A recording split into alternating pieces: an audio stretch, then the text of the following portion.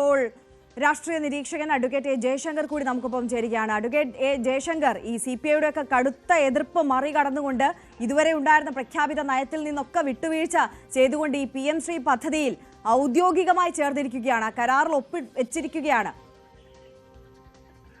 കരാറിൽ ഒപ്പിട്ട അത്ര വലിയൊരു തെറ്റോ അപരാധമാണെന്ന് എനിക്ക് തോന്നുന്നില്ല. കാരണം ഇന്ത്യ എന്ന് പറഞ്ഞ വലിയൊരു രാജ്യത്തിന്റെ ഭാഗമാണ് കേരളം. അല്ലാതെ കേരളം ഒരു ഒറ്റപ്പെട്ട തുരുത്തോ ഒരു സ്വതന്ത്ര പരമാധികാര രാഷ്ട്രമോ പോലുമല്ല.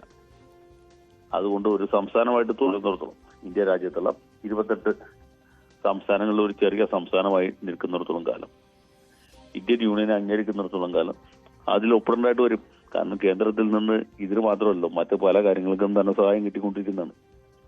PM ശ്രീയിൽ കിട്ടിക്കൊണ്ടിരിക്കുന്ന കിട്ടാൻ പോകുന്ന സംഖ്യ അത്ര വലുതല്ല എന്ന് വേണമെങ്കിൽ നമുക്ക് സമാധാനിക്കാം. പക്ഷെ ഇതിൽ ഒപ്പിട്ടില്ലെങ്കിൽ ഈ സർവശിക്ഷാ അഭിയാന് കിട്ടിക്കൊണ്ടിരിക്കുന്ന സാമ്പത്തിക ആനുകൂല്യം കൂടി ഇല്ലാതാവും.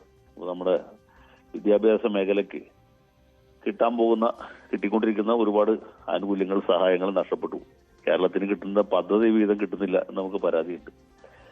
കടമെടുക്കുന്നതിന് പരിധി ചുരുക്കുന്നു എന്ന് പരാതിയുണ്ട്. സാമ്പത്തിക ബാധ്യത കൊണ്ട് കേരള സംസ്ഥാനം പൊറുതിമുട്ടുകയാണ്. നമുക്ക് എല്ലാവർക്കും അറിയാം, ഒരുപാട് സാമ്പത്തിക പരിമിതിക്കുള്ളിലാണ് ഈ സർക്കാർ പ്രവർത്തിച്ചുകൊണ്ടിരിക്കുന്നത്. അപ്പോൾ സ്വാഭാവികമായിട്ടും പ്രായോഗികമായിട്ട് ആ ചിന്തിക്കുമ്പോൾ ഇങ്ങനെ പല വിട്ടുവീഴ്ചകളും ചെയ്യേണ്ടതായിട്ട് വരും. പക്ഷെ ആ പ്രായോഗികമായ ചിന്ത എന്തുകൊണ്ടായിരിക്കാം CPM-ന് ഇല്ലാതെ പോകുന്നത്?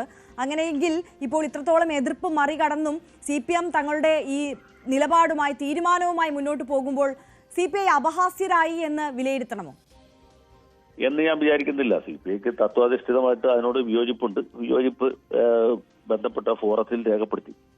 അതിൽ കവിഞ്ഞ് ഒന്നും ഈ മുന്നണി സംവിധാനത്തിൽ ചെയ്യാൻ പറ്റുമെന്ന് തോന്നുന്നില്ല. അവര് CPM-ന് മാത്രമല്ല, CPIക്ക് മാത്രമല്ല, CPM-ന് എതിർപ്പുണ്ട്. പ്രായോഗിക തലത്തിൽ ഇങ്ങനെ വിട്ടുവീഴ്ച ചെയ്ത് മാത്രമേ നമുക്ക് മുന്നോട്ട് പോകാൻ കഴിയുള്ളൂ. CPM-നും എതിർപ്പുണ്ട്, CPIക്ക് എതിർപ്പുണ്ട്, എല്ലാ ഘടകകക്ഷികൾക്കും എതിർപ്പുണ്ട്. PM ശ്രീ പദ്ധതി ഇല്ല, പല വശങ്ങളോടും എതിർപ്പുണ്ട്. പക്ഷെ പ്രായോഗികമായിട്ട് ഒരു കൂട്ടുകക്ഷി സർക്കാരിന് ഈ രീതിയിൽ മാത്രമേ മുന്നോട്ട് പോകാൻ പറ്റുള്ളൂ, ഇന്ത്യയിലെ ഒരു സംസ്ഥാനമായി നിലനിൽക്കുന്നിടത്തോളം കാലം. ഓക്കെ, വളരെ വ്യക്തമാണ്. വളരെ നന്ദി അഡ്വക്കേറ്റ് എ ജയശങ്കർ ഈ ഘട്ടത്തിൽ ഞങ്ങളോടൊപ്പം ചേർത്തതിനും.